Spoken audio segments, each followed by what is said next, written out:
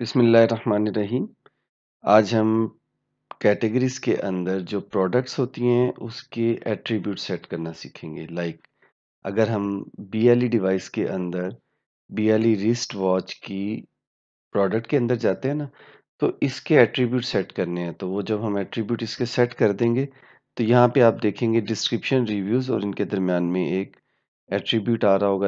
अगर आप चाह रहे हैं कि आप ये बताएं कि ये जो BLE रिस्ट वॉच है इसकी क्या क्या खसूसियात हैं, तो वो उसको हम एट्रीब्यूट बोलते हैं। एडमिन में अगर आप आएंगे तो कैटलॉग के अंदर आप देख रहे हैं कैटेगरीज हैं, प्रोडक्ट्स हैं और यहीं पे एट्रीब्यूट्स भी हैं।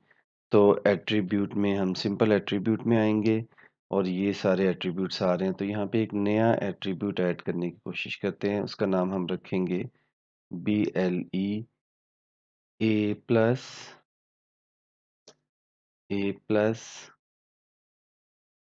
एट्रीब्यूट, ये नाम आपने याद रखना है। एट्रीब्यूट ग्रुप हमने अभी नहीं बनाए, आप ग्रुप भी बना सकते हैं। फिलहाल पहले से बने हुए टेक्निकल ग्रुप है और उसमें सॉर्ट ऑर्डर 1 है और यहाँ से ये मेरा ख्याल है ये एट्रीब्यूट यहाँ तो बन गया। लेकिन अब हम एक काम करते हैं, प्रोडक्ट में जाते हैं। प्रोडक्ट में जाने के बाद हमारी प्रोडक्ट किधर है, BLE रिस्ट वॉचेज है, इसके अंदर जाएं।